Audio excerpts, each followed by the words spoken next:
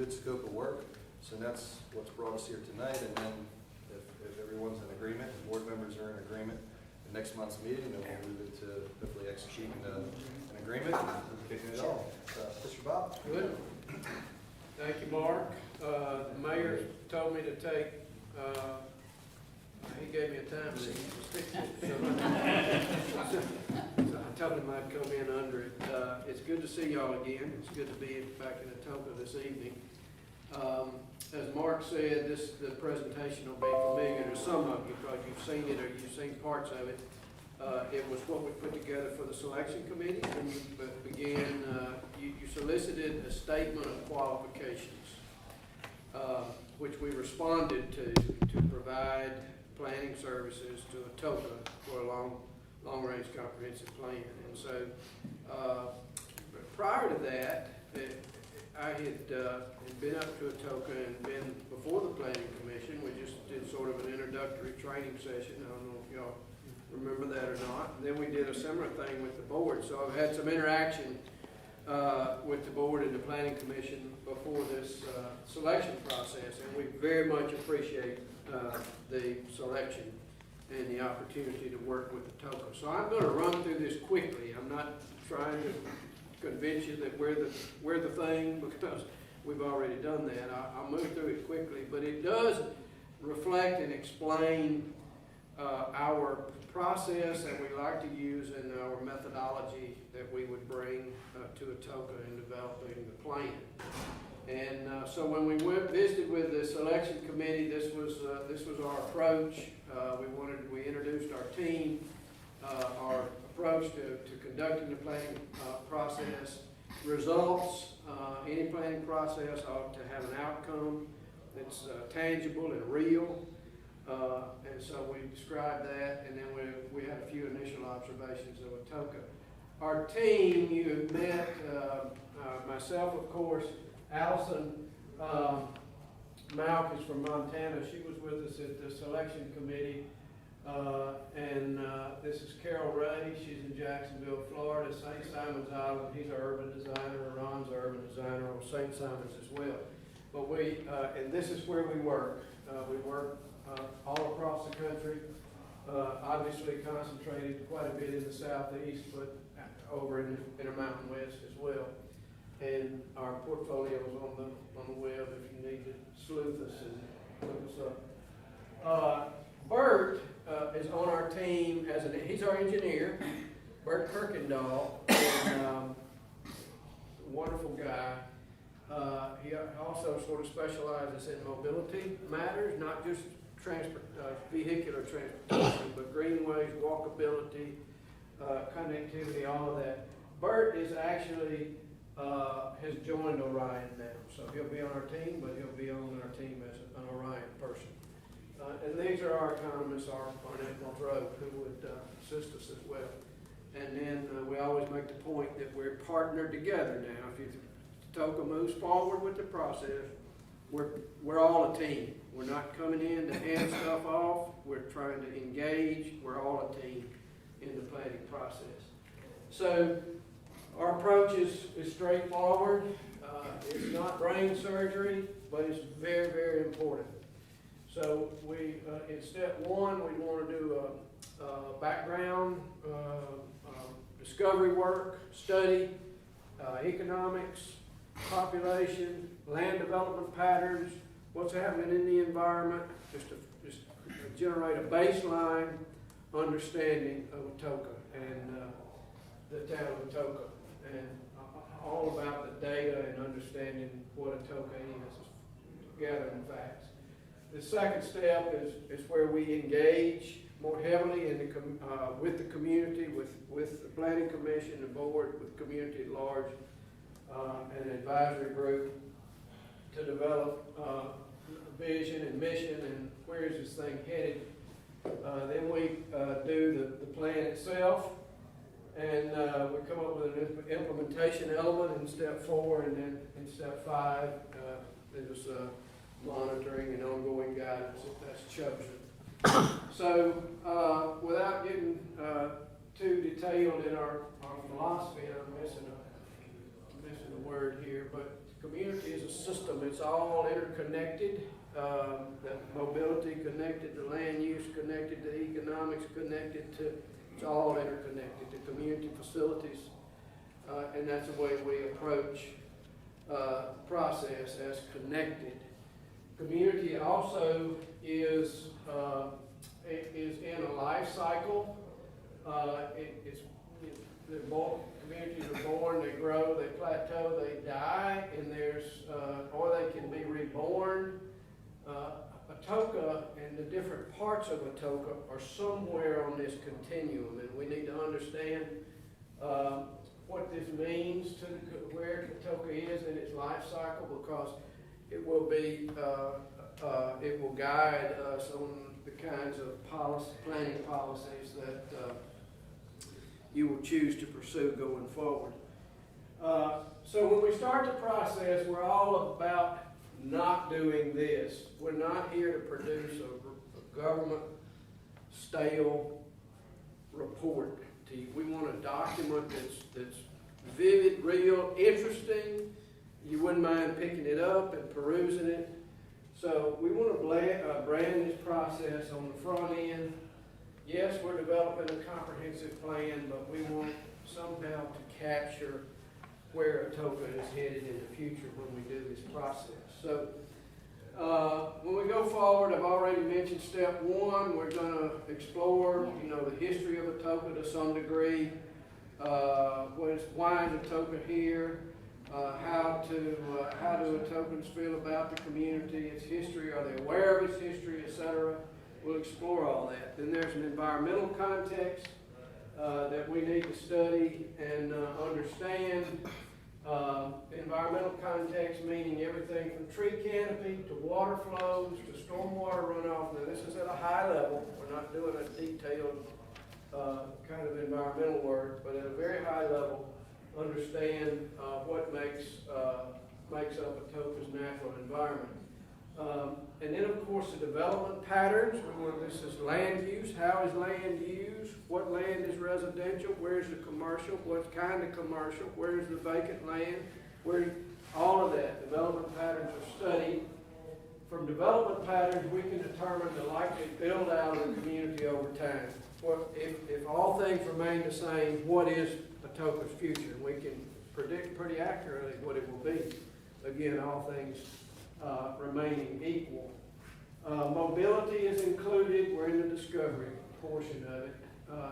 Demographics and economics will be critical because we want to judge and determine. Atoka presents itself as heavily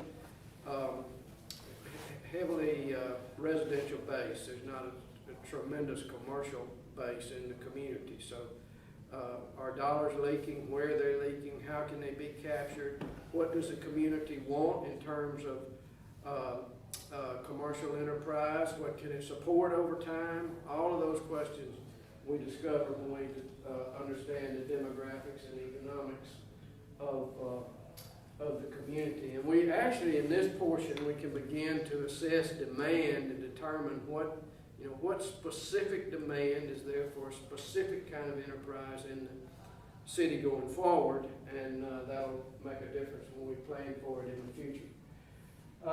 This second part, so once we get a baseline down, we've got a good solid baseline. That takes about 3 to 4 months to really get a good solid baseline discovery component completed.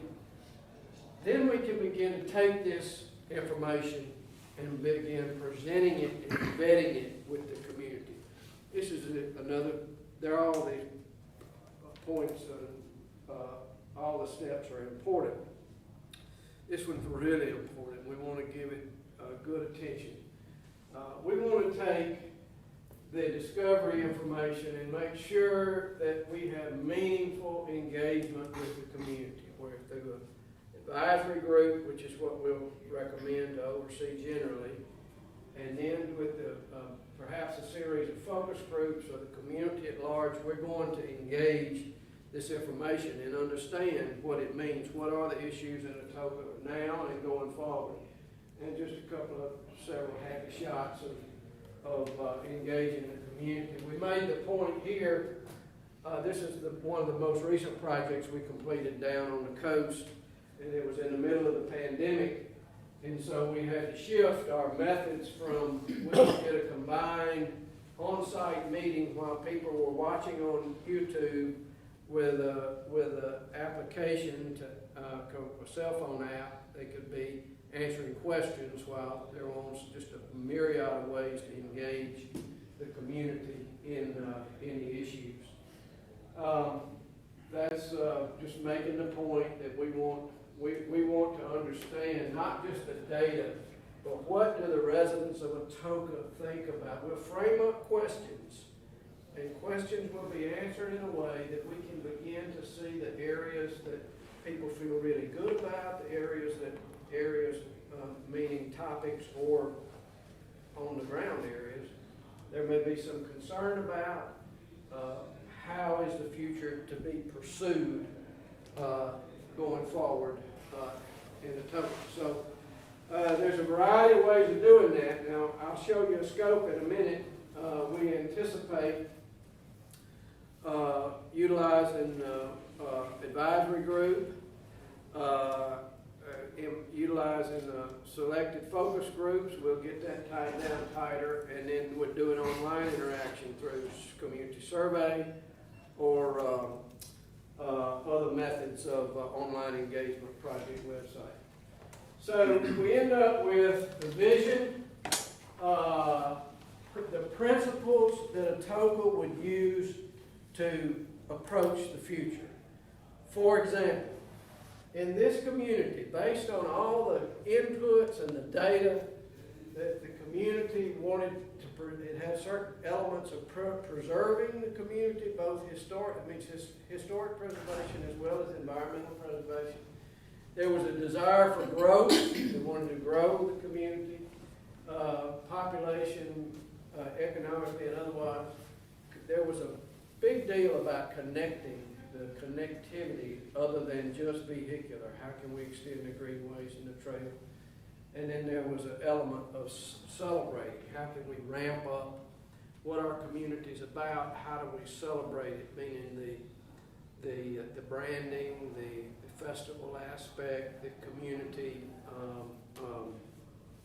spirit aspect of things. That was that community, and I only show it because that's one of our latest ones. Atoka's, I don't know what Atoka, we don't know what Atoka's will be. We'll find out when we go through the process. How do Atokans see the future, and what do they value?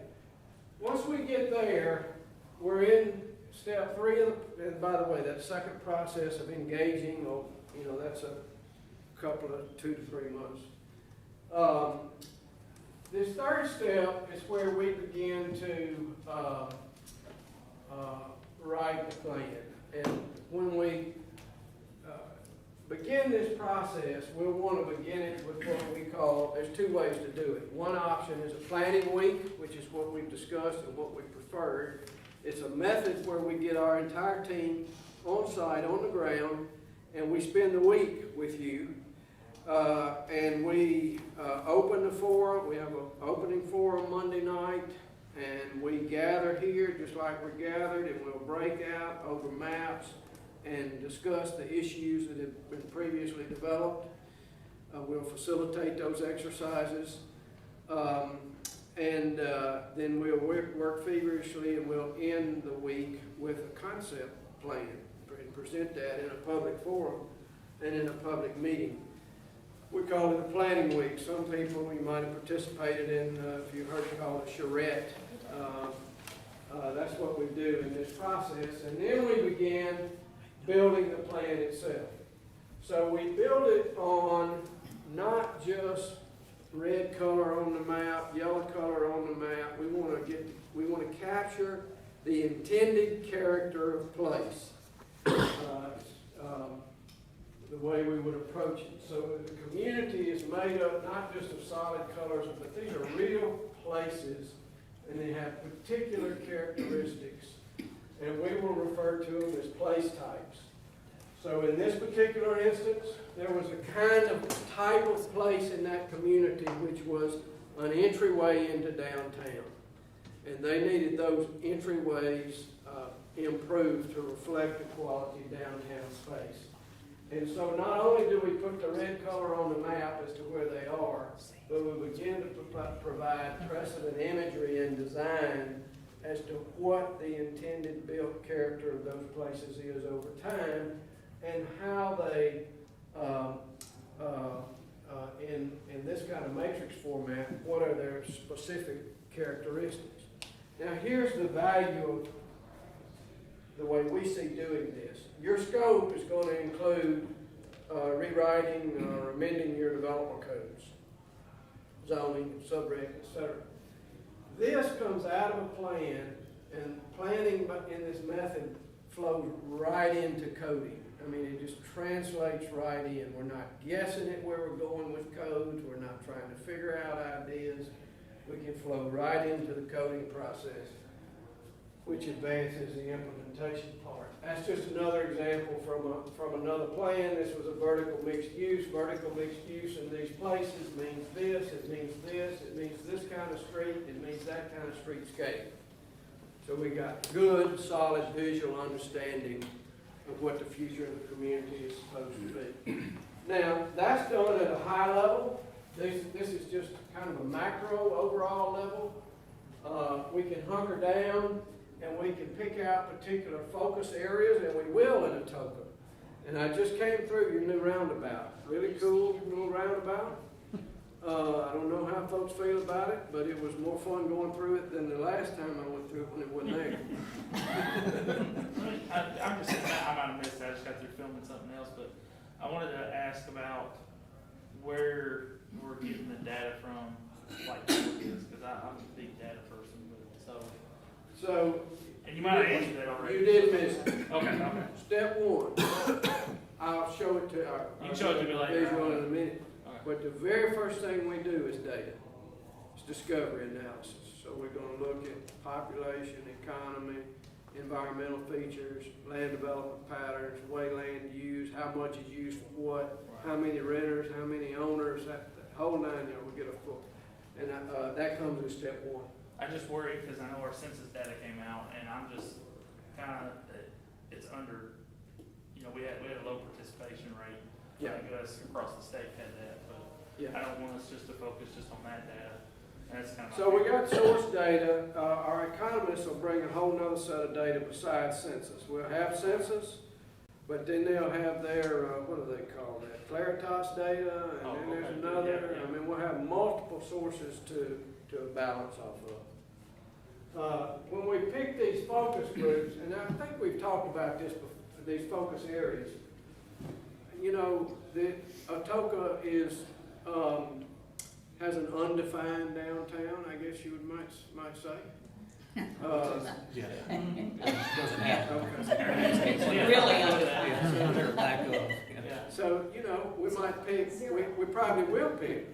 You'll do the picking. We'll encourage you to pick. Let's take a look at this. You got vacant land set. How can this be designed into a downtown area here? Let's take a look at some of the strip areas across down the highway there. What's their future over 20 years?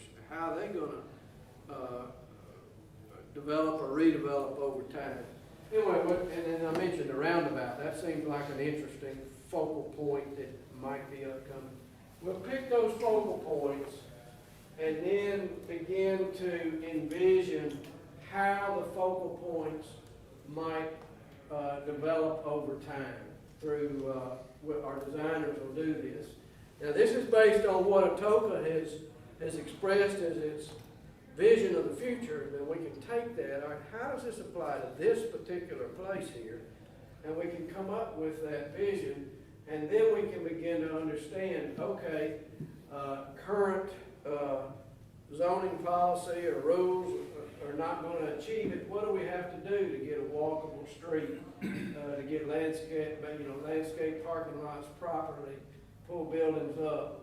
Is this feasible? These kinds of things. So the point is, we do it at a high level and a site level, and we take the site level work, and we can use those principles to build into the code on the back end.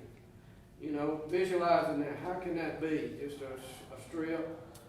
How does this come to be?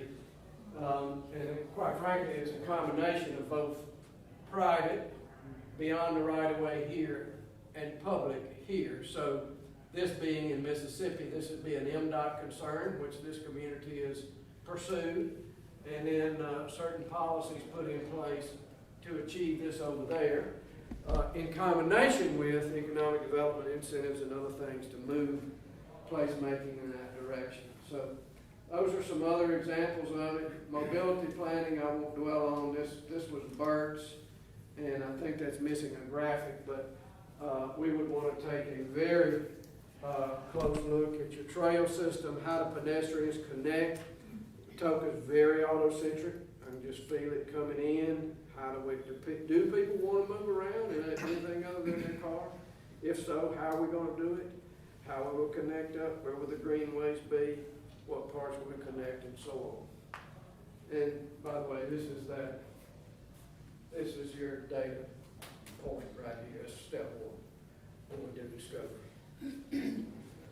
All right, implementation. So this is the way you implement city plans. Once we end up with a plan,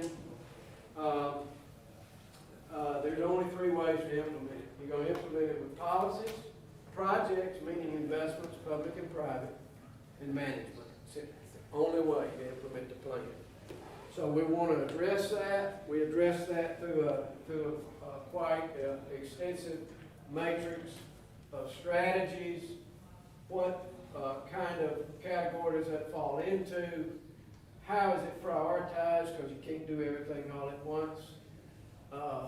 What would be the outcomes? What are the next steps? Who are the partners? And then is there a cost element? So that's the implementation on the backside of the plan, and that's just a crop out of typically the way we would present something like that. Now the last, this is in this community envisioning retrofit of this sprawling shopping center with 0 sense of place. How can this be converted into a real place? So we begin to explore massing models with a redeveloped streetscape and backfilling those parking lots. How does that all work together? And this is actually getting built right now. They got a grant to redo the street, and they're coding for these buildings, and then that's an outcome that's moving forward. That's part of that same streetscape. I won't go into coding too much. The plan will ultimately translate into coding for placemaking. It's amply illustrated, and user-friendly. This is the last thing, and I'll move on to this scope. I hope I didn't take too much time. Just a few observations. You know, what is Atoka's vision? How does the community see itself? All these questions. What is your development potential? What market opportunity? What level of quality are you trying to generate as a community over time? Just vital questions for a town to ask itself. That is out of the plan that you have. Now, some of this was aimed. We were trying to make the case for Orion to team with, and we were talking about the plan, because the plan that you have actually says this plan is not a good plan. It just states that in there. But so Atoka is right in our observation, is right for placemaking, for community identity, town use, mixed use in the town center, all those sorts of things. That's really the end of it. I won't keep going on it. I was just comparing. This is Atoka's code. This is what current practice produces in the zoning code, as opposed to that code, which is a product of its time and place. But So those were, last one, big picture thinking on Atoka, just coming to the table with something, what about these vacant areas? This would be this kind of the geographic center. How can this area be connected to this area, and how would it be connected? How would you generate that, and what does it mean for the community over time? So what we'll do is very different from this. Hopefully I made that point. Any questions on that? That's just a very fast overview of some of our previous. And I don't have enough copies of this, but I sent them around as far as you can go. Share them. We have met with the mayor, with Mark, with Amanda, and have been kicking around the scope of services to achieve the work. And I think Amanda's making some more copies. So, what you'll see here, and I just call it, I mentioned when we would want to brand the plan. I just call it all the board Atoka 2040. It may be something totally different from that, but I'm just loath to call it a long-range comprehensive plan. So all aboard Atoka 2040, there's the scope of services, a discussion draft. There's the 4 phases there. They'll correspond to what I showed you on the screen, the discovery and the direction phase and the design phase, and then dealing with the development code as an implementation piece at the tail end. Without reviewing those task work items, item by item, I don't want to go into that much detail unless you want me to. That's what we would propose to do. Now, I said there were 2 alternatives for the engagement part. One is that planning week I described, where we get all our team, we come in, we're intense for a week, we plan.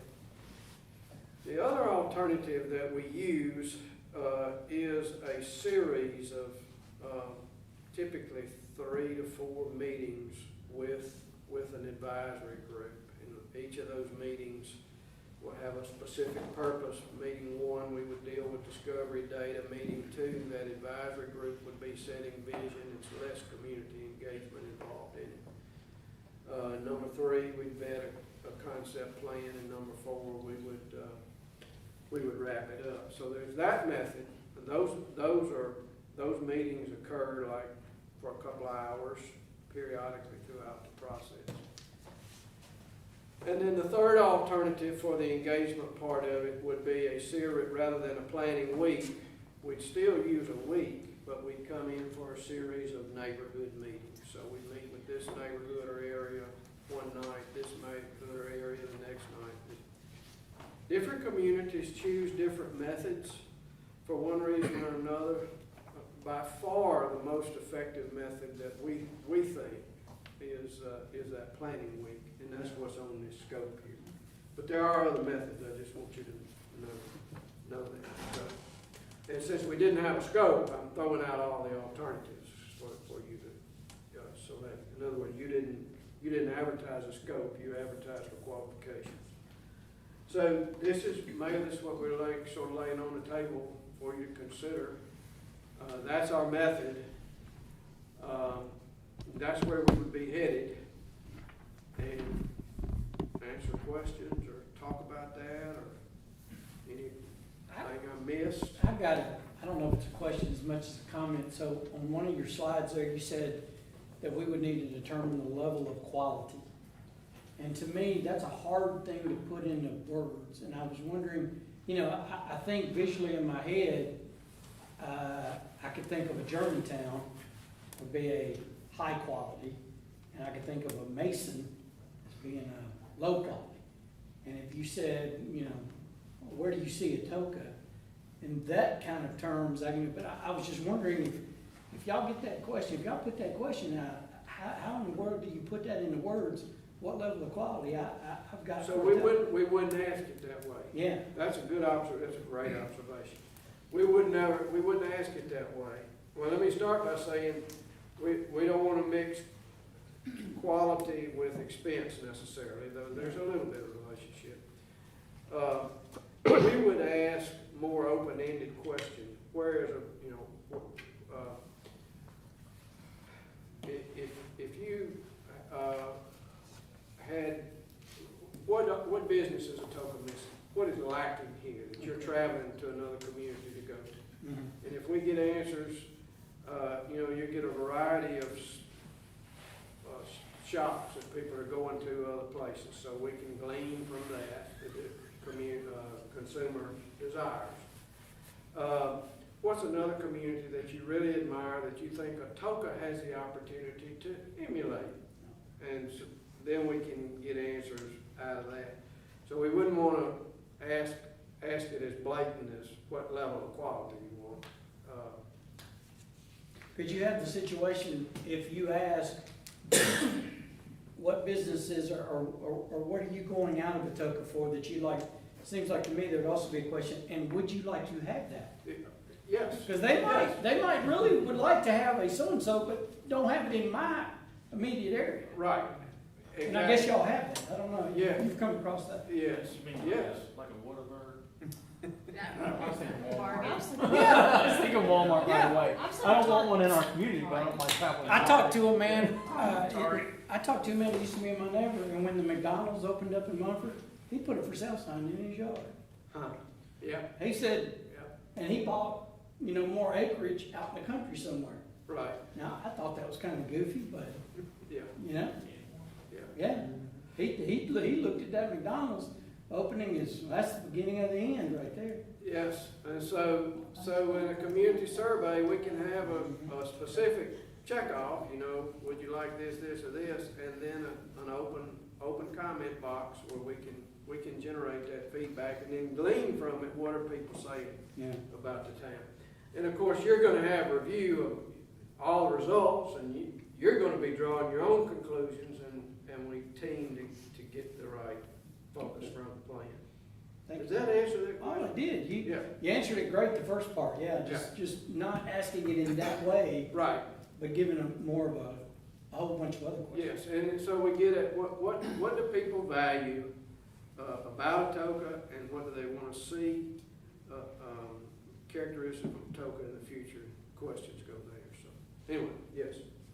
So this, Good question. to kind of jump off of that a little bit too, Bob, is if I'm understanding, maybe reading between the lines a little bit, is what Barry's question is what the quality is. So we're gonna be asking people where they shop, where they leave here to go, and it's gonna be kind of that quality piece is gonna be like, okay, well, you shop at, H&M, or you shop at Ross, or you shop at Marshall's, or you're going to, some other high-end stores. Is that kind of how you're pulling that quality? Yes, Out? yes, to some degree, and there's two aspects of it. It's where, it's what will the dollar support in the community, and what are the consumer preferences. You're getting at consumer preferences Okay. of Atoka. Now, here's another aspect of it. You may conclude that Atoka's aspirations are lower than you want them to be. So how do we, or vice versa, they're too high, we can never achieve, we're not gonna be. There's a real balance and kind of art in the gleaning an appropriate direction for the community. Will we also look at services that the town can provide not just places you wanna shop or things that you wanna do on the weekend but also, are we gonna give people opportunity and look at, do you want more fire protection? Do you want more police protection? Do you want, At a high level, okay. it'll be a high level, so we're not doing a parks, for instance, we're not doing a master parks plan or in detail, but at a high level, we can glean, what is your, sense of, safety, public safety.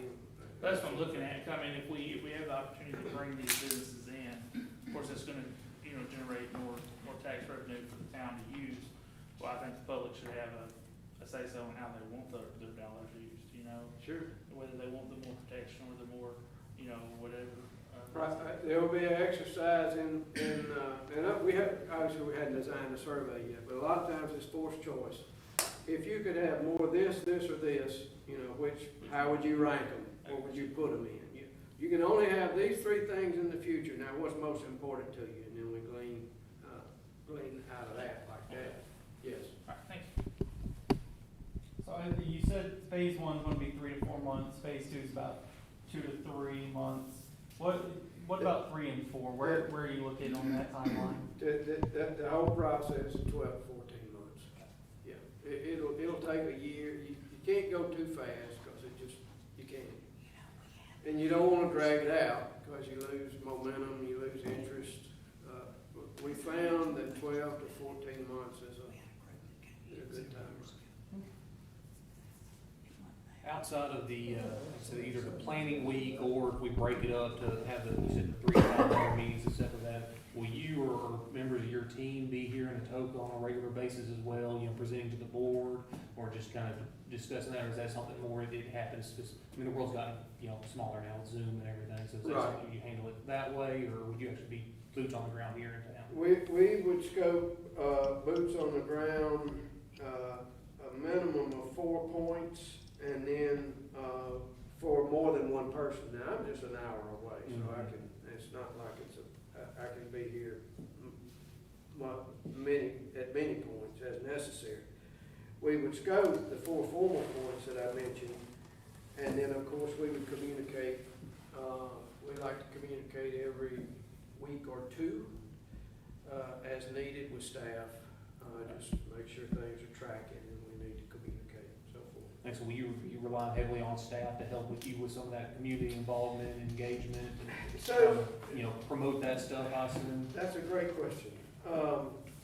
We need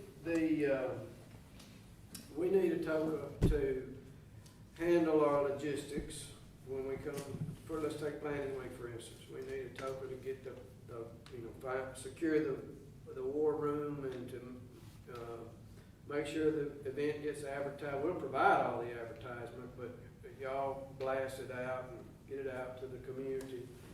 We need that. We'll need some data gathered from Atoka side, some GIS data and other things will have to be gathered.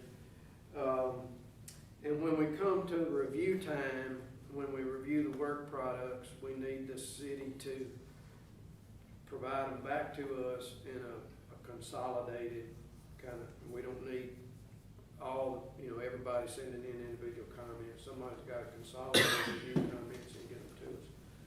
So, I can't remember the question, but did that answer it?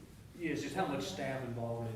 Yeah, so we try to minimize it, but the logistics and the outreach to some degree will need some. We wouldn't have to have somebody on staff just dedicated to being your liaison. Good question. The outside costs. That was a question asked, if they do it, if they want us to. Yeah, we'll do all we can, but some of the local logistical things we'll lean on y'all to do. Now, Bob, as far as the codification, I see that, in phase 5, there's talk about, revising the zoning code. Did I miss the subdivision regulations, or is that kind of included in Yeah, we pull the this. zoning code? We pull that in. Yeah, and I'll make that up. It's intended to include. Would you make it like a combined zoning and subdivisions all in one? That's the way we would prefer it. So if they exist separately now, and I'm assuming they do exist separately now, we would probably want to unify them and integrate them into a singular land development code, or a unified development code. And I'm gonna ask just because, I think I know the answer, but, just for everyone's benefit. So, with what we've got currently in the zoning and the subdivision regulations, I don't know that there's a lot that we really wanna preserve. Right. I think we're, once we've got our data, and our information, gathered, that creating those ordinances and regulations, I think in large part should really be probably 90% new. I don't know how the rest of you feel, but at least the day-to-day, working with all of these things that are just, we're just working so hard to sometimes put a square peg in a round hole. And I think everybody's experienced that frustration to some extent. Hopefully, we're kind of gonna get a kind of a clean wipe, if you will. Yeah, agreed. I mean, if they're in really poor shape, we'll wanna rewrite. Most of it, there may be elements that you wanna retain, the framework of it, or something like, whatever's useful, we'll wanna flow over. Sure. Just so there's some connection. But the way, and I hadn't been in your coding in detail enough to know, but we pretty much assume we'll be producing a lot of fresh material, Okay. yeah. Will you be getting any data from outside the city limits? In terms of countywide, or? Yeah, just in the Atoka area, but outside the city, of what they might like to see the city bring in business-wise, or what their preferences would be? So typically when we survey, that's one of the qualifying questions. Are you in the city or are you outside the city limits? Because everybody will have access to the survey. Right. And so yes, we would invite people beyond the city limits to answer the survey, but we'll have a way to separate them out and know that those people don't live in the city. Is there a way we can break it down by zip code, like we have them enter their zip code? I think that would. Yeah, we can. I mean, Like for folks Oh, outside. I get what he's saying. No, So no, like I'm if talking- somebody from Mumford does the Yeah. survey, Yeah, we that's can what- say, okay, so they're in Mumford, but they're gonna shop here anyway. Right. Or like Brighton, So something That's a like good that. point. Yeah. So Atoka, we're 38004, Brighton's 38000 Right. Cleveland's 38019. Like also, we're looking at these, It'd be way more helpful than. are you in just or so that we know, okay, so people from Covington are willing to come to Atoka if we get this. People in Brighton are willing to come if we want to get this. We might say, hey, we don't want to build this because we don't want these people to come here. I I don't know the last time Covington asked us what we wanted, I think. They don't, and I just kind of, I mean, like, I'm good friends with, with their mayor and stuff, and we talk. And, it's just, you go up there and you talk, and man, they think that we have it all down here. That's not all. And, yeah, but I'm sitting here going, man, y'all have it all. Y'all got, They've got all the anything and industry. everything is there. They've got the industry, they'll keep it up that way Right. because of the office. And that's what we want, I think the frustration down in South Tipton, the whole from Brighton and below is just everything that the county does or, that we get a part of, grant money from the state, all goes there. And we're the majority, we're the biggest, it's time that we get a little piece of the pie, and we want a bigger piece of the pie. Is from what I understand, talking to people in the community, we want a slice, a bigger slice. And so, just kind of looking at those, I would like to see that data where we can say, okay, well, Brighton will come here, Mumford, all that stuff, so we can kind of compare it. And that's my 2 cents. Yeah, we can certainly add those qualifiers, sure. All right. Any other thoughts or questions? In your options, which one of those options produces the most meaningful public involvement? Depends on the community. But we think that planning week is most effective. It just, everybody's here, we're concentrated, we're hitting it one time. The others can be effective, but anyway, I think it's most effective. What are the others as community involved as planning week? So that's good.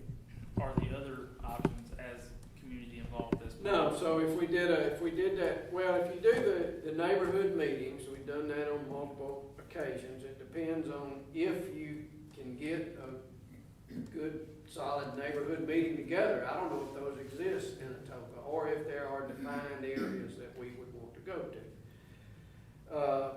The series of meetings that I mentioned with the advisory group, that's if you're gonna have more of a select group, just a select advisory group and less engagement. When we do a planning week, it's opened up wider to the community, and, if folks will participate, and they can participate on site, and if they're concerned about it, we'll have methods to participate virtually, that's where we feel the most energy and synergy and ability to coalesce around a vision. When you get through with this, have us a nice book. Do you lay out there how, some partners we can go with, for financial reasons, or? We will work to identify Well, those. here's the deal. We get out here and we ask the government for money and all this and grants and all. A lot of us turn down because we're at a certain income here and we're punished for being good citizens by our government. But you go to Covington and some of those, they are given things because less fortunate. And I don't mean that ugly, I just mean that's a real way of how our government thinks. So we need a way that if our government's we're gonna go forward here, but if our government's gonna treat us like that, then we need to, and I mean big government, we need a way to put this all together financially. So I know one of those towns you showed was Pascagoula, and the shipyard went out of that. That's what really got my attention with y'all, because you got into Pascagoula, you started that down the shoreline, because the shipyard, shut down there and all, and now it's coming back a little bit, but it was a town that was probably gone. So, I'm asking, do you put some ways of, which direction we go financially? All this is good, but money's big. I understand, I do understand that. We will work to identify Okay, sources where we can. okay. And that's my feeling in dealing with it and talking about frustration. That's the frustration we have. They won't even use parts of our town maybe that are have less income than other parts. Usually you could piggyback off of that. And I can tell you 2 or 3 here, but they won't even do that to us. They take us as a whole. Yeah, yes. Yes, sir, we will work to identify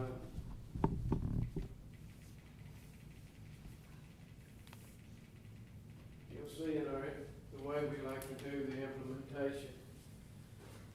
You'll begin to see partners, we'll begin to identify partners, and costs, revenue sources.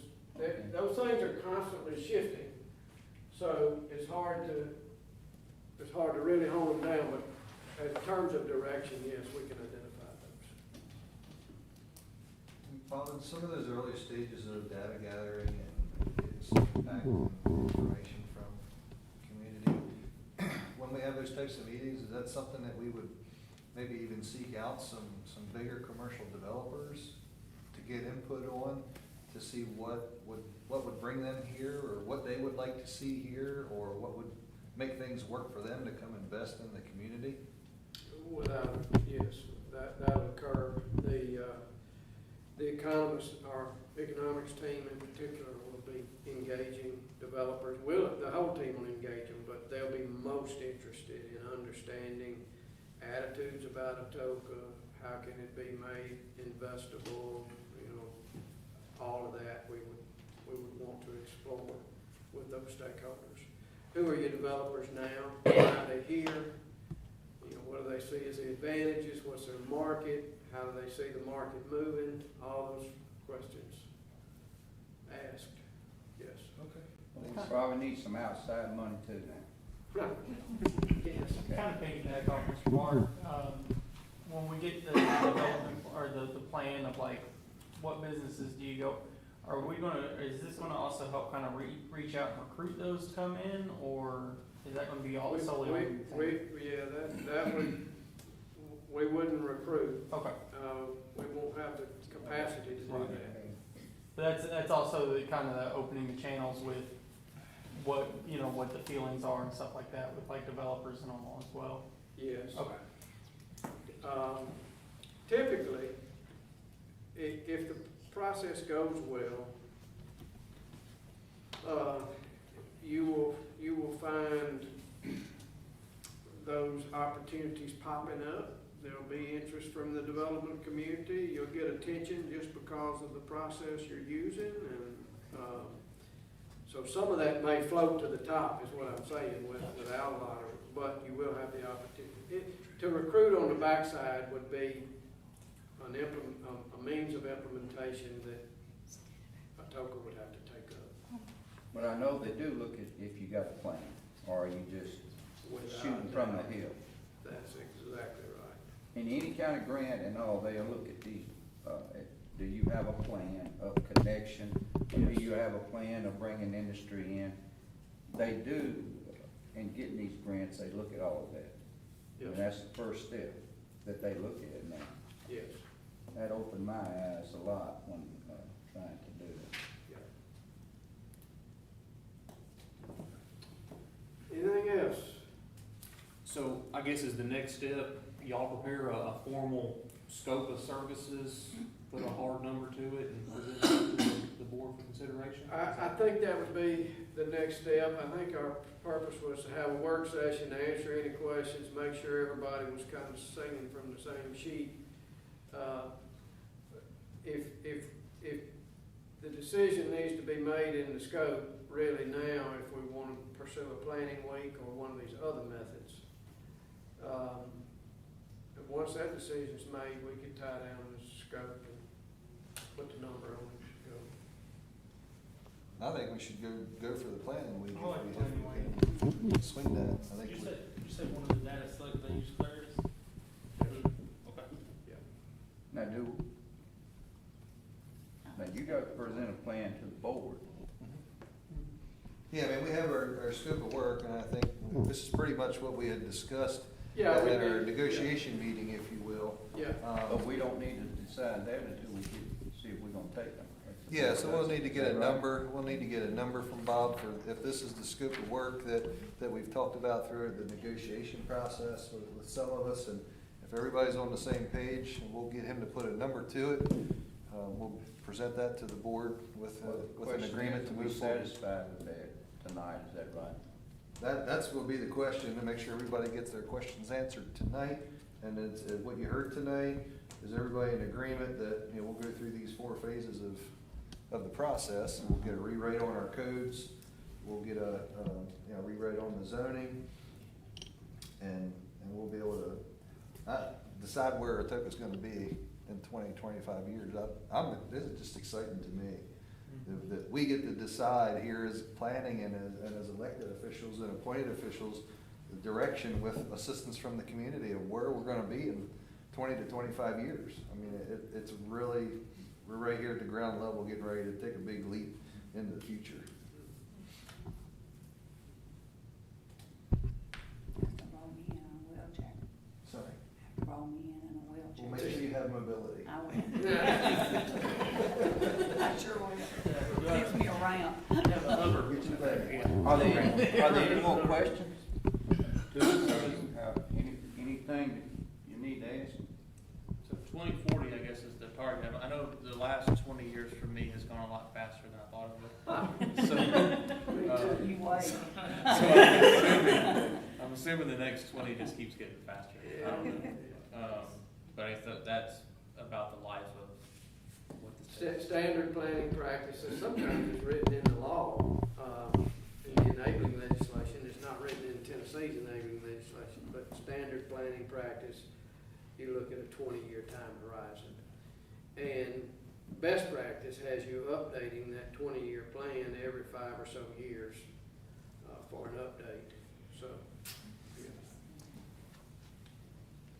On the advisory group, who specifically are you looking, I mean, I assume not just planning commission elected officials, but other members of the community? We have a guidance memo, I guess you'd say, of what makes up a good advisory group. But cross-section of the community, cross-section meaning age, occupation, interest group,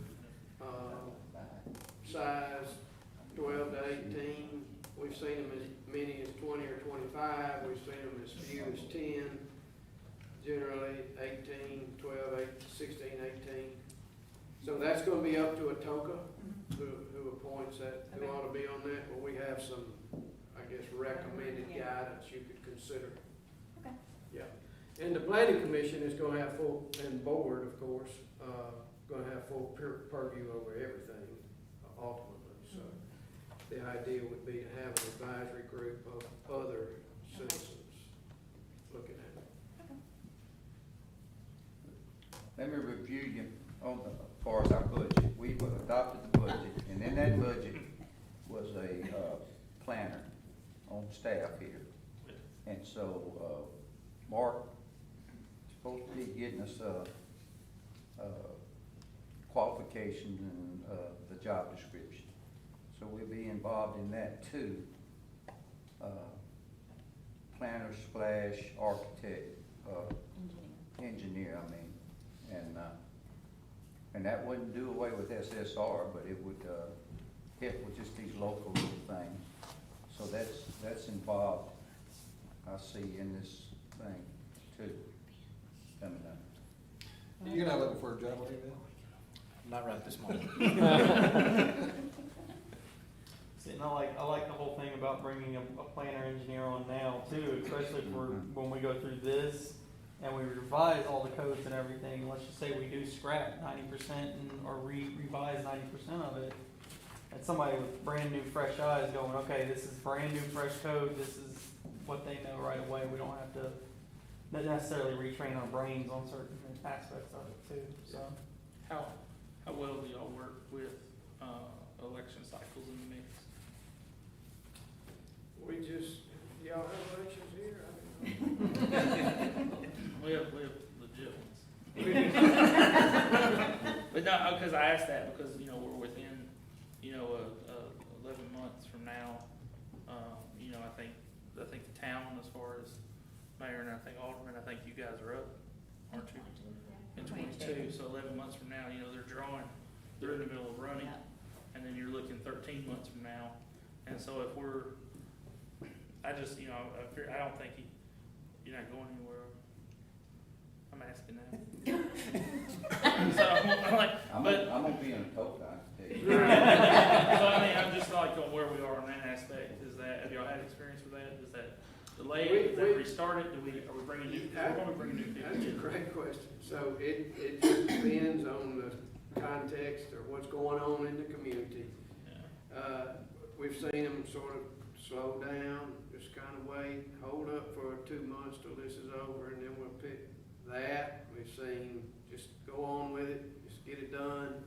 There's all kinds of circumstances, and we work through all those circumstances. We've Well, never if you not can had do a.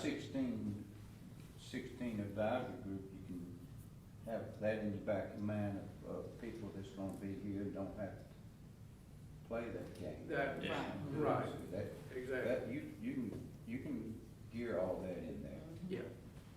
Because that'll balance It's not that gonna be out. the mayor, and it's not gonna be the board and the planning, we're gonna be ultimately making a lot of cities, it's gonna be the people in the community, so we gotta get the key people there.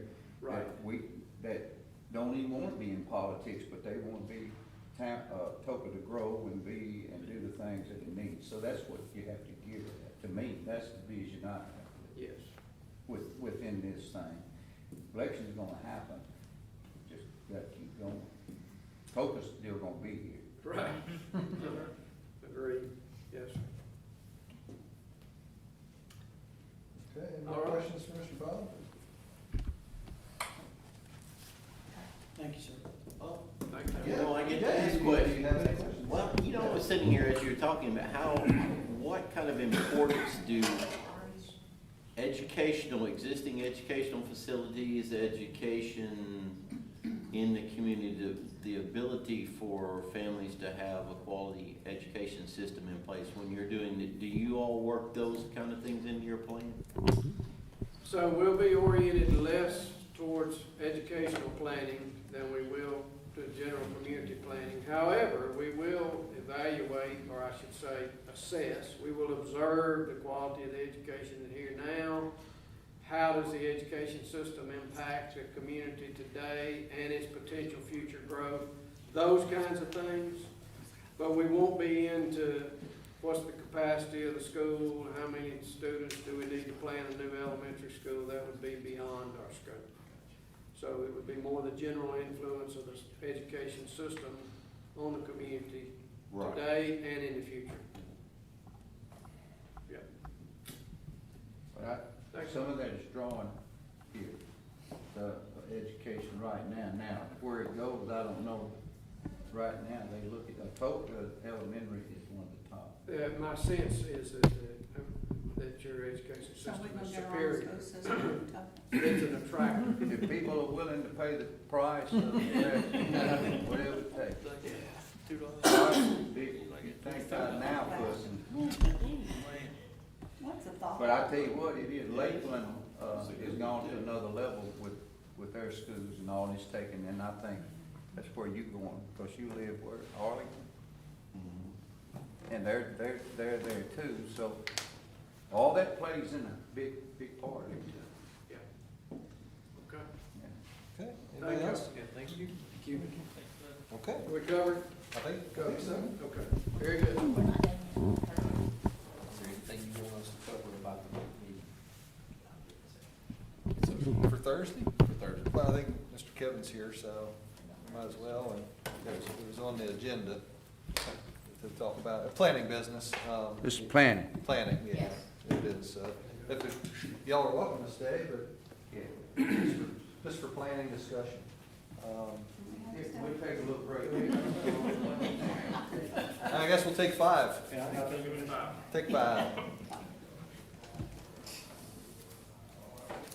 Bye, y'all. You think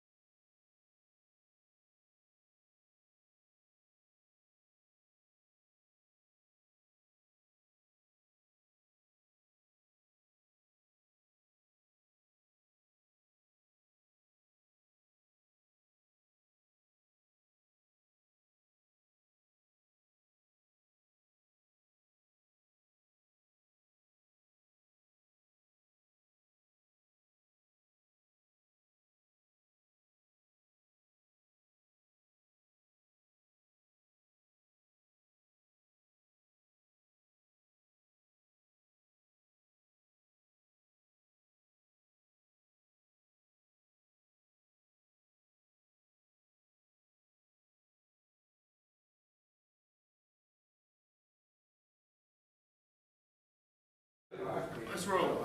You want to? Okay, hold on. Should we turn up the TV? Yep. Should we turn it on? Oh, we gotta turn the TV on?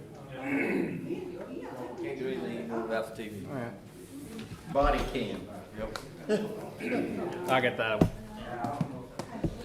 One thing, Mark, I was thinking about in that is, have you reached out or can you reach out and talk with some of the city managers or city planners, some of the towns that they've worked with? Just get their, you know, hey, it's been 2-3 years after y'all worked with Orion on this. What are your thoughts on it now? Has this came to fruition? Is what they sold you actually worked out? I think those would be some good phone calls to make. Do I get a Sharpie with this so I can write my name in at the bottom? Is that what I'm supposed to do? He had a great idea. For the Sharpie or? Yeah, I gotta have a Sharpie to write my name in, and then I gotta have a Fine white, tip. I gotta have a white ink over here to put my address. Or is this proof? See, if somebody came up to me and said, look at me, how do I know you're not? I can't say, well, look, I got a card because it ain't got my name on it or nothing. Well, They said, they give those out to everybody. yeah, they were.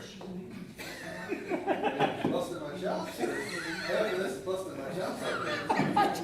That's the third item on the When you agenda. handed it to me, I thought, well, Mark didn't make us nice little business Well, cards. makes And you then, feel any better, everybody got the same. I told him I could put Cody Pace down there and I can say, here you go, I'm Cody Pace. I'm the one that made you mad. One of them, you didn't have any before. True. All Yeah. right, man, get the Two, Stephen one on of it. them, we designed it so Stephen that it. you all Yes, could ma'am. put your cell number on there whenever We you got call. a business card. So a Sharpie. Got what? I believe that. Okay.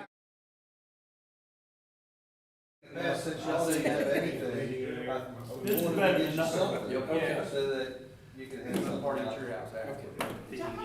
And we want, I think we want to do an email distribution group, so it's like Alderman at John. So I was sitting It is very There's on the close. website, his property, But that I will way, say this, he you know, has done you exactly go down the what street, he wants said to he would email do. Barry, From the very everybody's first gonna time get that it. we all feel good about him, I was at So school. that everybody He- knows he's what's made going it on. look- I'll just email Barry. I We'll said, see you you better. will not.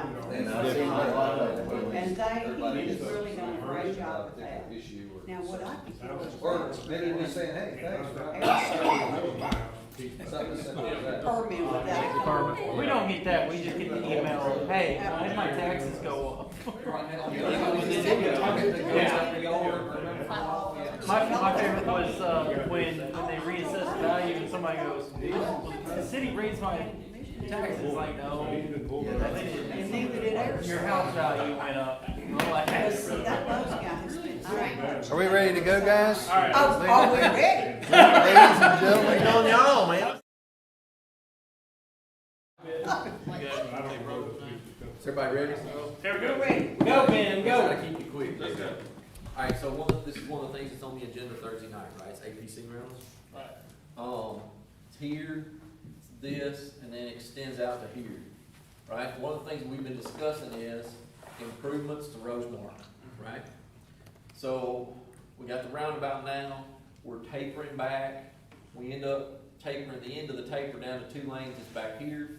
We have this area, y'all know where the culvert is between the pond levee, the ditch, and the grade elevation difference there, okay? So what we've been trying to figure out is, how do we get sidewalk in there? Because y'all know we're awarded a multimodal grant, right? It's back over here, but what we did is we showed VDOT a plan to get sidewalk all the way down to here. And a future plan to get sidewalk down here, because we got an elementary school we wanna get to, we wanna connect these places, right? So, part of that, developers are building the sidewalk here. So we're getting this piece already. The multimodal grant's gonna get down to Main Street. So that's part of why we were talking about that piece right there. Okay? Now, Ben, when you're talking about that piece, are you talking about also in front of the pond as part of the subdivision or? No. We've been talking about how to do it, Okay. right? And what we've come up with, and this is part of why we're doing it here, we're floating this is a discussion item, okay? This parcel right here actually extends across the road. They got parking on both sides. Now this part over here is pretty much probably undevelopable, truth be told. Would you agree with that, Kevin? Oh, yeah, basically the trees you see right there is that parcel, it's kind of a triangular piece, and it doesn't have enough depth anywhere to develop it at all. Yeah, and it's pretty low, and y'all know what's over there. That's where the pond flows into as well. is It not- outlets, yeah, right here. Now, if y'all wanna buy it and do food trucks over there, we'll sell it to you. So probably make us a deal. Yeah.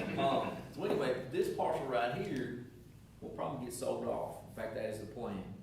So when that gets sold off and developed, this will happen, right? So the only question is this piece right here. And the truth is, we don't think that ever develops. It's always gonna be a pond, because we've gotta have all this detention for all this development. And nobody, it's not a big enough piece that anybody ever fills it in, puts a culvert and brings it to grade, right? So, it's within the taper. We don't think makes a lot of sense, because it's like a 12 or 15-foot grade difference. They'd have to extend the culvert from here to our new culvert, fill that 15 feet to bring it to grade, and then it would be this wide. So what we're proposing is that when this portion comes in, we're gonna require an easement, and this is something that we've had discussions with, and Kevin's already floated with his developer, okay? Across the levee that brings it back to, so that we get the sidewalk connection.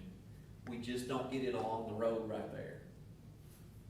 And Mark, correct me if I misstate this, when this gets built, that's when this gets built, in our easement, Concurrent with that future development. concurrent with that future development.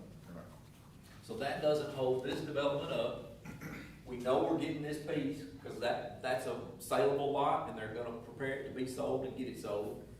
And then we get this with it, and this stays like it is. So, And we still get the connectivity with the sidewalk.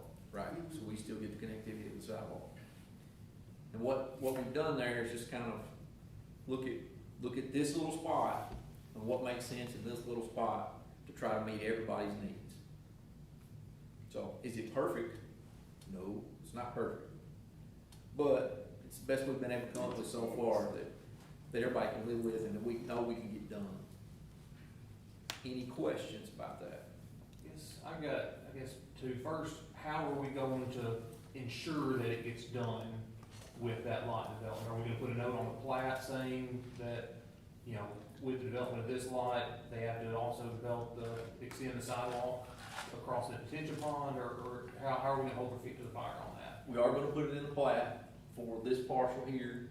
We're gonna put it as a condition that that's on the plat, so that it's in the minutes of the planning commission, okay? So that means that when Amanda reviews them going forward, it's in the minutes, she can see it. Hey, we had that, it's on this plat, and we get it at that point. So, So whoever wants to buy that, they will understand they've got to spend the sidewalk. that's correct. And they'll do it in an easement that we've been provided back to this point. Can that be part of the recorded easement?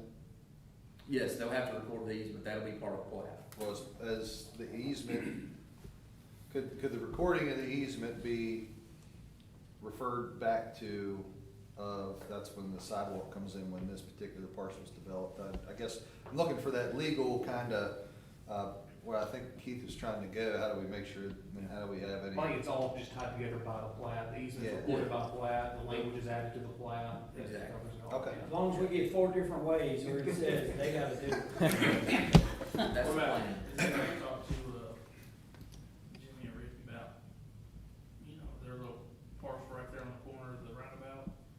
This parcel here, Yeah. not specifically, but by the current development regulations, they'll put theirs in when they come in. I just didn't know if anyone's talked to them about, when they're looking at doing something with it, or what they're wanting. Not specifically, I have not. Somebody in town staff may have. Haven't No heard rush. anything, Stephen. Huh? Haven't heard anything. I haven't. They're not. I know why he bought it, I don't disagree with why he bought it, it was a smart idea for him to buy it, but I just didn't know if it was actually, I just hate to have this over here, and then we got this over here, and then right smack in the middle is. Right. Well, we're anticipating, and the truth is, we don't know when, right? Yeah. But this ought to be a hot corner. This ought to be something that there's some push to develop. So, It's a hot corner every 2 years.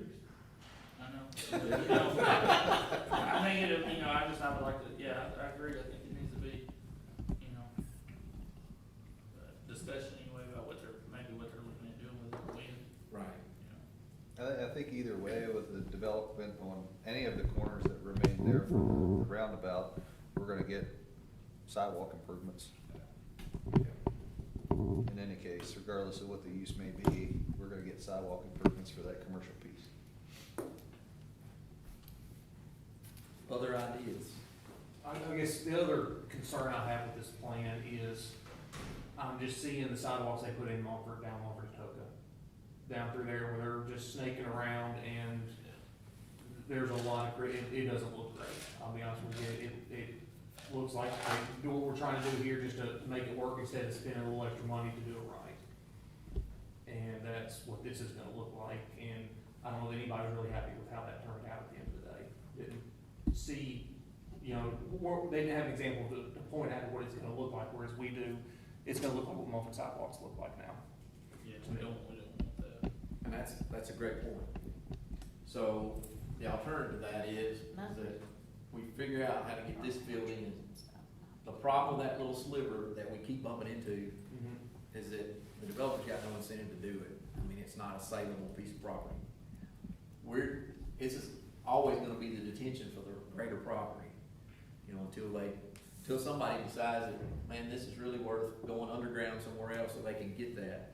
And I don't know, because I'm not in that business, but my instinct is that's not gonna be while any of us are here. So,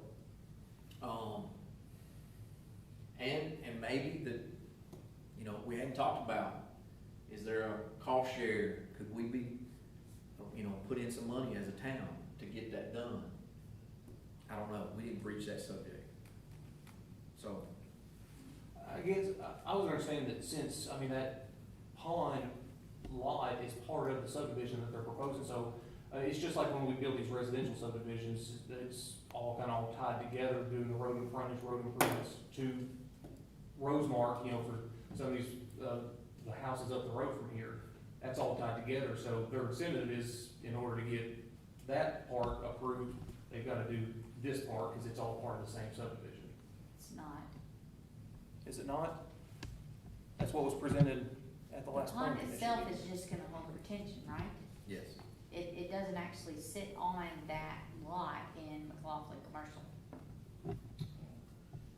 They're gonna hold the water or remove the water, but it doesn't actually sit on the land that they're developing.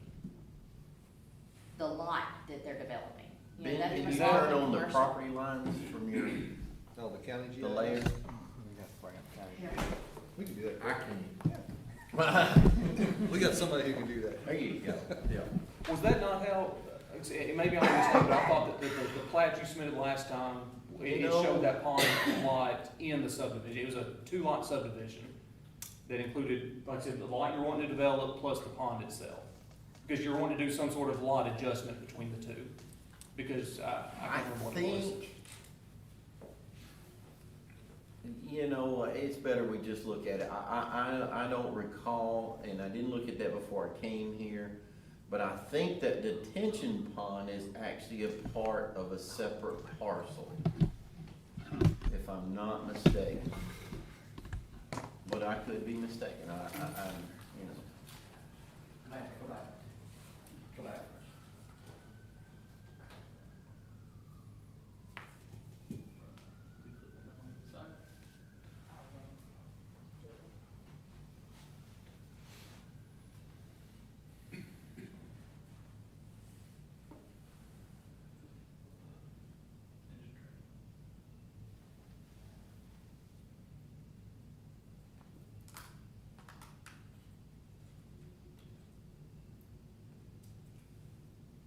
Can you zoom on in right there?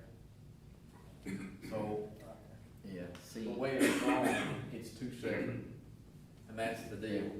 This is the part that will get sold off, and it actually extends over here, this is the non-saleable part, but this piece will get Yeah. developed, and this belongs to. But See, that parcel- Those two work, because there's a line adjustment between 101 and 101.03 there. A lot line between Just here. to move Right. that some as part of the subdivision. Right. So it was 2 lots in that subdivision that they're proposing to make that proposed development work. Yeah, I think it's 2 lots within that subdivision, I think that is correct. So, but it's actually 2 separate lots. Now, I don't recall, the subdivision technically still owns this, and who owns 101.03? Can y'all check that? That's Lockmead Association, I believe.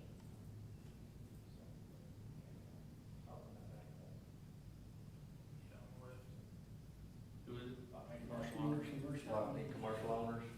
And then the one directly north of APC is owned. Mm-hmm. But who is that? Who's like me, commercial owners? And that's APC. Yeah, So, see, that 101.03 is really, all that is just detention. yeah, this is dry. That's a This is dry wet. detention, and then that's a wet pond down there. So that's why we came up with this. Like I said, it's not perfect. And yes, it is not gonna look like sidewalk neatly right around the curve. So, and, you know, Well, one of the other reasons we had kind of come up with these options is because the roundabout was just, culvert was just replaced. We just had some of that additional, riprap and such placed at the end of the outfall of the pond, getting to the new culvert, so we didn't want to necessarily disturb all that we just spent money on as well.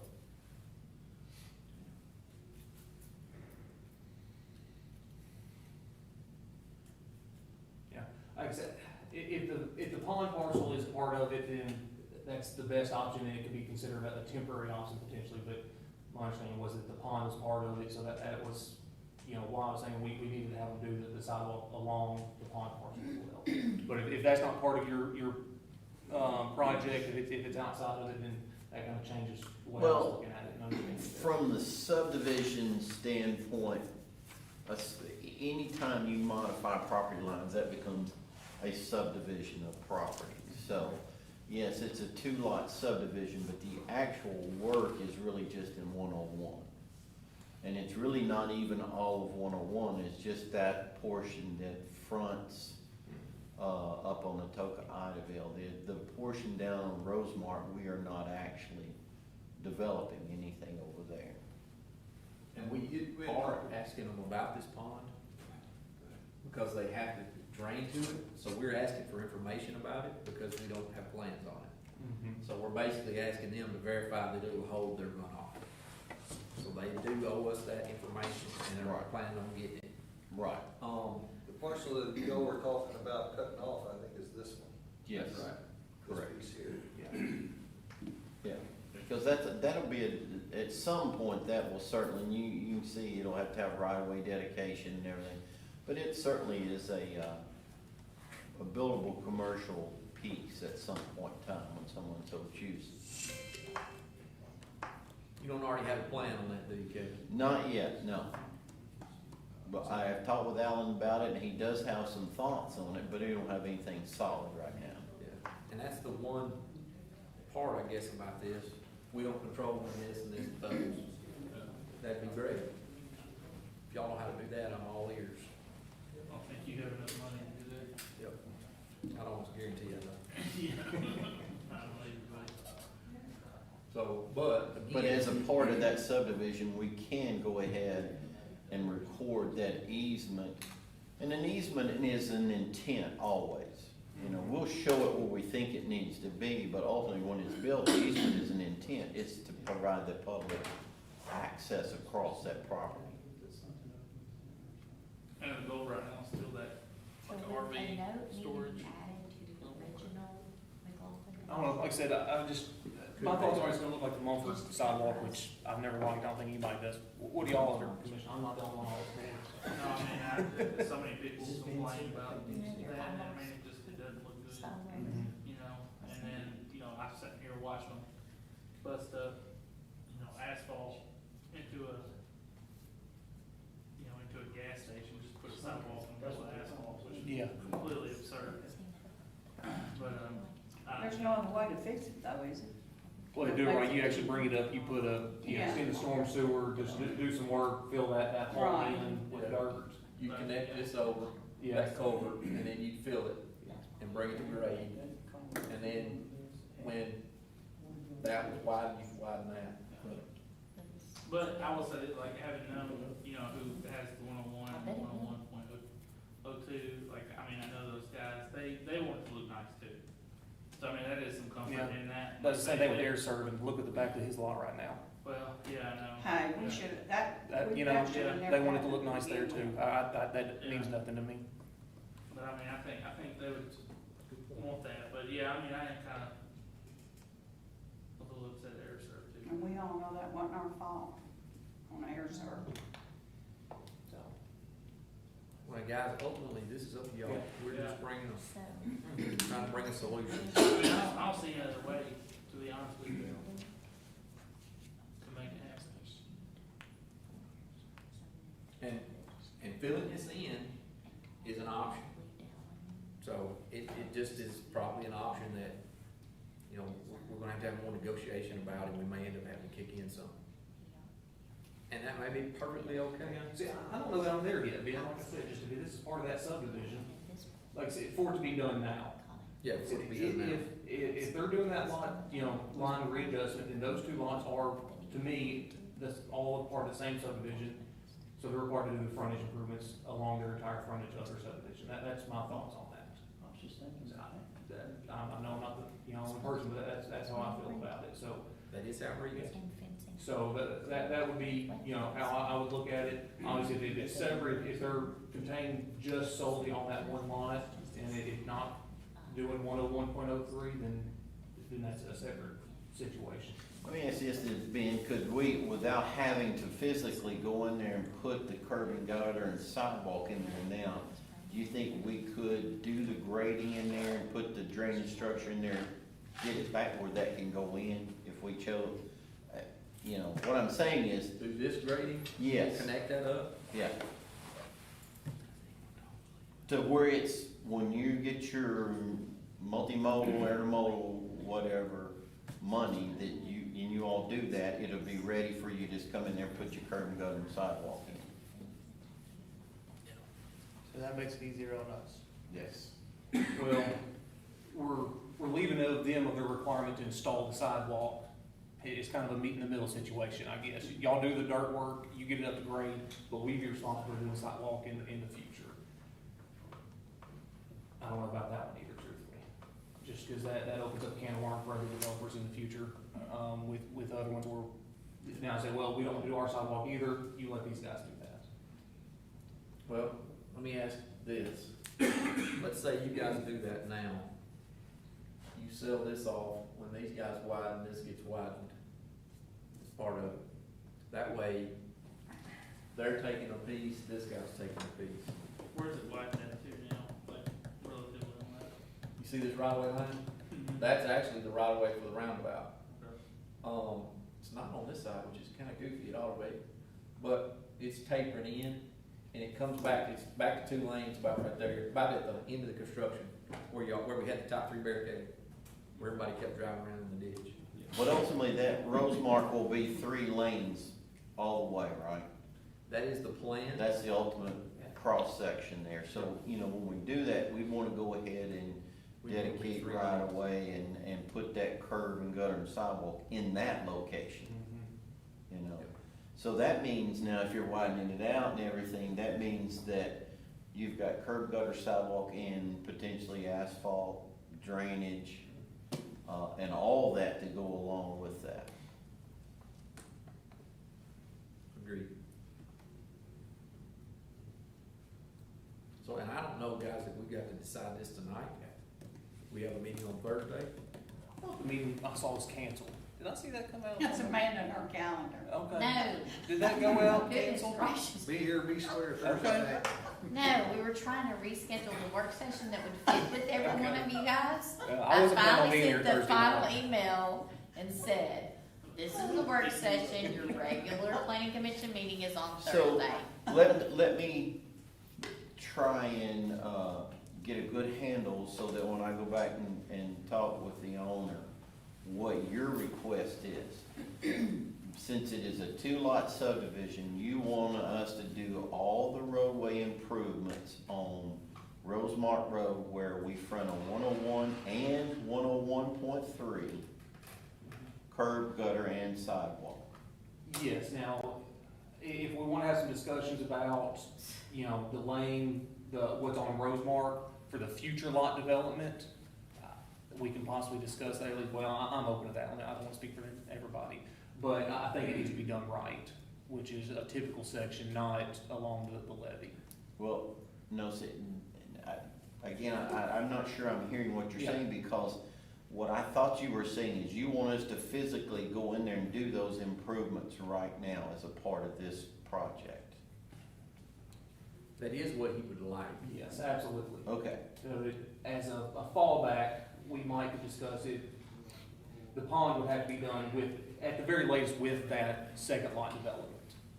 yes, absolutely, when the second lot develops, The pond as well, Right. the pond frontage. right? This being the second lot. Correct, that, and it is and that can be held over into the plat with restrictions on the plat that this lot down here, the frontage on, Rosemont Road, that can't be developed until, all the improvements are done between 101.03 and the 101.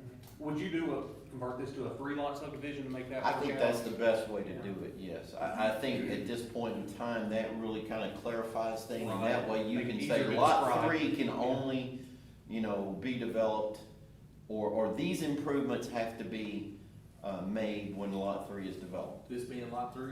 No, that one, You next can one, cut that off of yeah. the I would corner. split that up there being and make that a separate lot, so now you'd have a 3-lot subdivision. Okay. We'd dedicate right of way and everything where it's supposed to be right now. The right of way would be dedicated now, 1, 2, 3, and 4. but You're not talking filling and doing this pipe now? no, we would say that those improvements would be done when lot number 3 is constructed. When it comes in for site plan approval, then Then it would have to be done then? they would have to be done at that time. No site plan approval would be granted until unless those were agreed to. So I feel like that's the most continuous way of doing it. I see what you're saying as far as asking him to go ahead and do what is typical to be done. I get that, but if we have to go ahead and do curb and gutter and sidewalk and everything now, but we don't know how long it's gonna be for Rick and Jimmy, we don't know how long it is gonna be for the other part, we work ourselves into a patchwork situation that way, whereas at least if we can negotiate this, we at least have a shot of in front of the lake, and then, the lots can get split off, at least all that's done at the same time, and if we get lucky, pretty close to time that Rick and Jimmy do theirs. Right. No, and that's what I think it makes it, and truthfully, it's how on Atoka, Idaho, how it was done up there with the lot, Air Serv, they built their frontage, y'all are coming in, now you're building your We're frontage. building our frontage up there. So it's similar to how that's done, just Right. you've got a larger lot with dual frontages. With dual frontage, and then that frontage we're really not developing, it's Yeah. just kind of a vacant. And what it will become a future lot development, and I guess, like I said, my concern is just if we don't catch this pond now, it'll Yeah. never get caught. well, and then what we will do is we'll label them lot 1, 2, and 3. Lot 3 site plan approval is only granted when, or the public road improvements along Rosemont Road on 1 and 3 have to be done with the development of lot 3. Yeah. If that's agreeable, I think we can move forward with that. And where would that be stated? It'll be on the plat that gets recorded, because we're gonna go ahead now and dedicate that right of way too, and get that right of way where it needs to be for the 3 lots. And would 3 be stated as far as what is 3? Yes, sir. Yeah, it'd have a meets and bounds description, bearings and distance on it as well as the other 2 lots. So basically, you end up creating 3 lots, which really is what should have been a long time ago. But, and then go ahead and dedicate the right of way out there and just have the stipulation that lot 3 site plan approval requires the improvements on Rosemont Road for 1 and 3. And I would say specifically includes filling that portion. And we'll show that,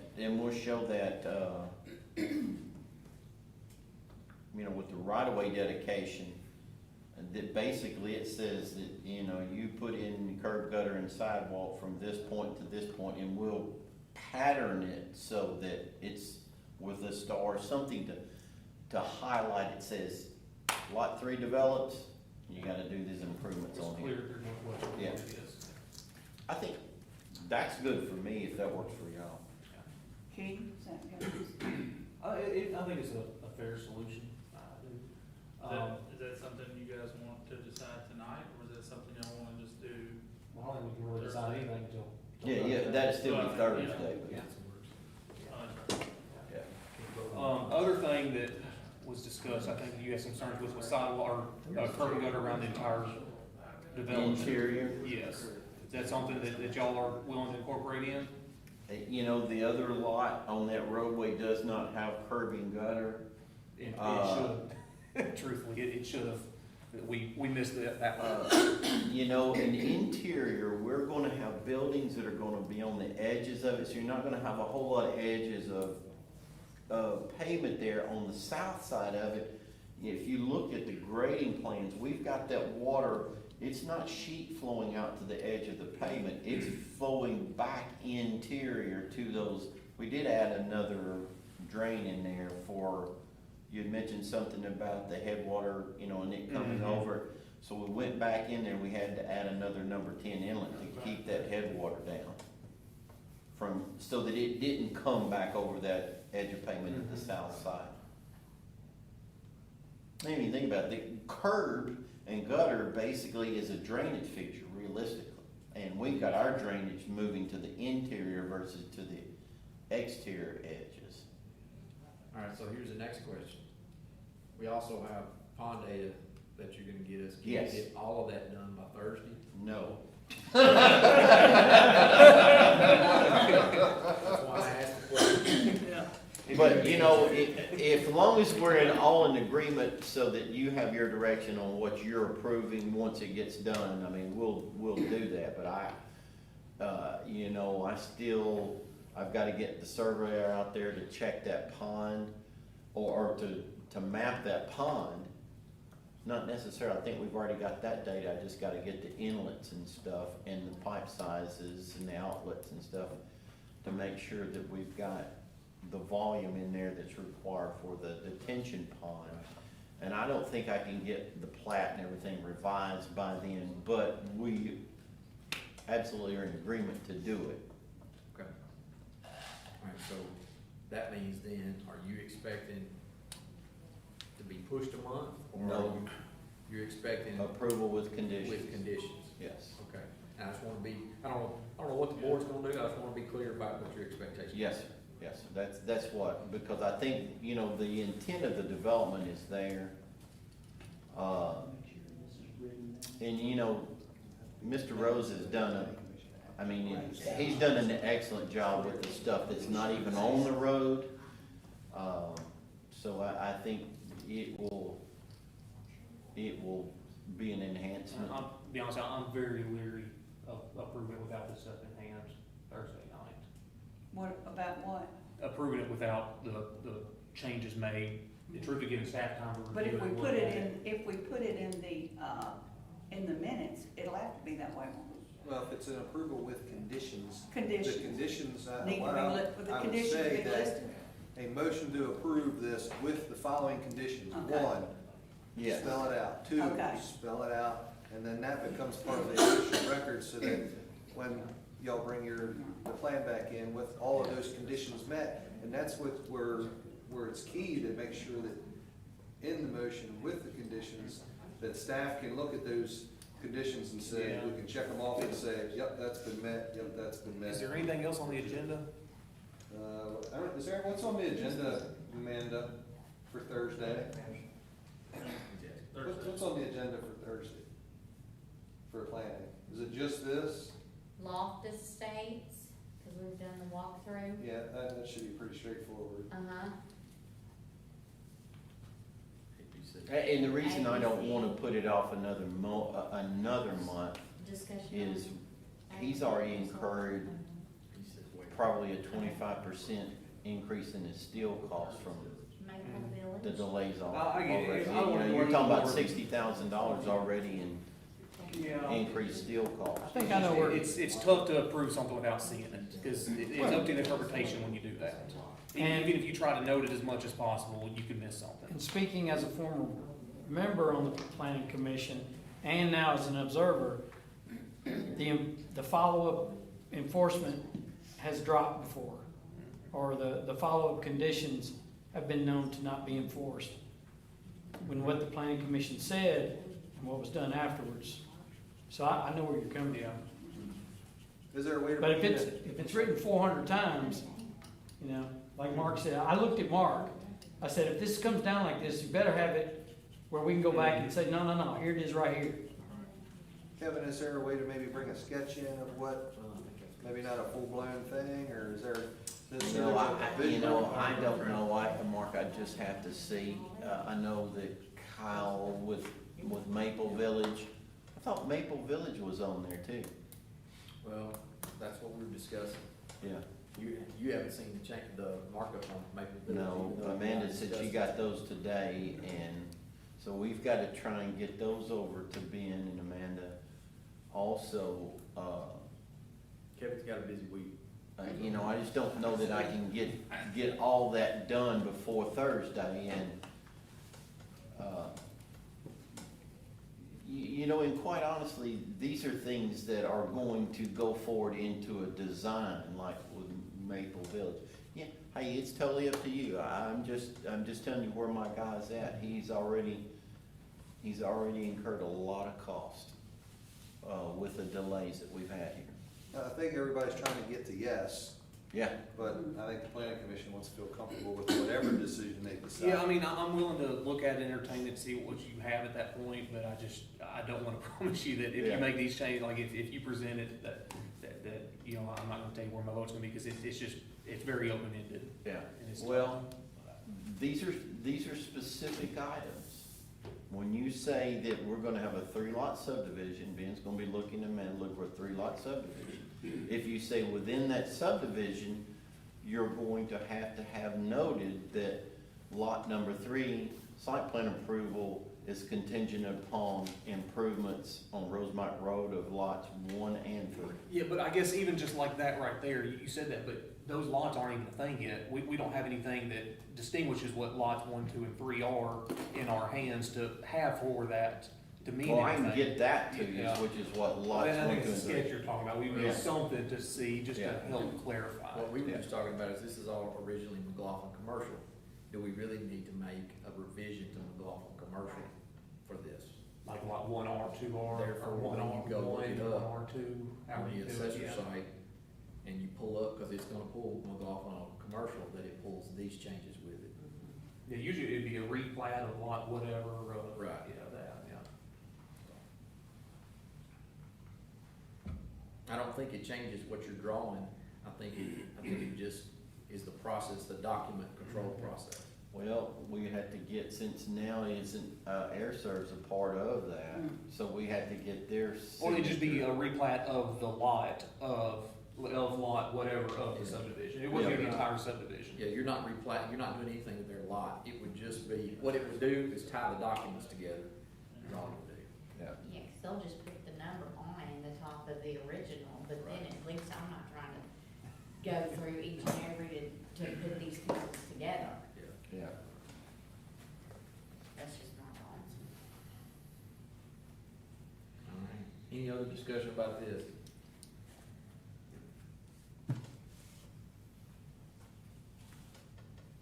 Just wanted to look right. Agreed. Mark, anything else?